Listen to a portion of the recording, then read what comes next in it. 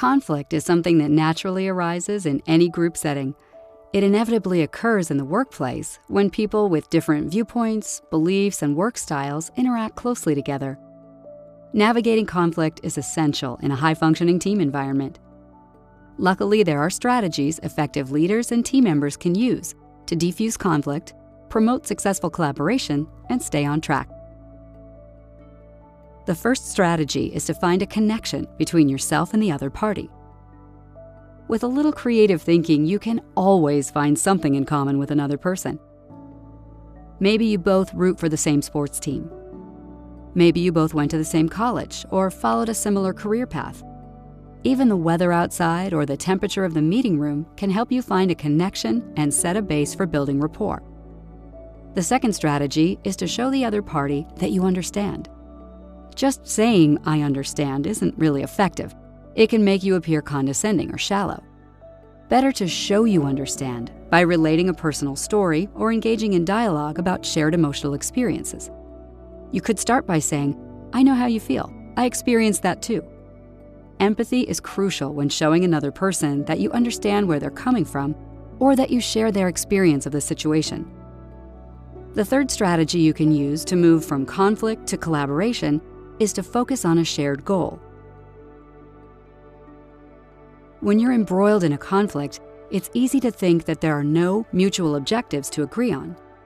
In fact, there's almost always a shared goal. Shared goals may include increasing sales, raising the company's reputation, or improving customer service. Focusing on a shared goal might mean acknowledging that you have different ideas about how to reach that goal, but all parties can agree on the desired outcome. Then you can collaborate on choosing the best options for reaching that outcome.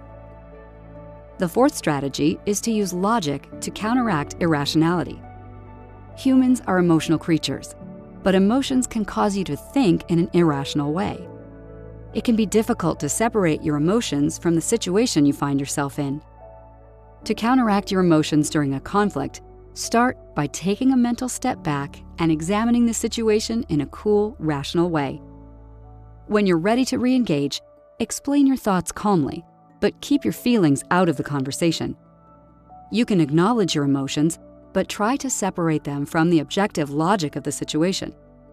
For instance, say you've spent several weeks planning an internal training program, but when your boss sees your plan, she scraps it and creates her own plan. You'd feel hurt and angry. You can recognize those emotions, but when talking with your boss, focus more on the actual facts of the situation and try to clarify where the misunderstanding started. Finally, the fifth strategy you can use in situations of conflict is to be willing to compromise. Compromise is at the heart of collaboration.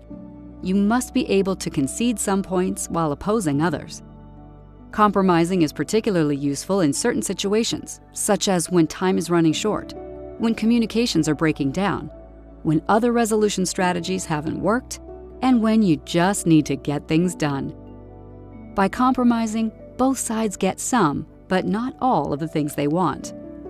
Ultimately, compromise helps to resolve conflict so that the process can move forward, and it leads to better solutions. How do you manage conflict at work? Do you run from it, or are you able to deal with it successfully? Think about your personal skill set and the tactics you tend to use in difficult situations. Working on these skills and tactics should improve the outcome the next time you're involved in a dispute or disagreement.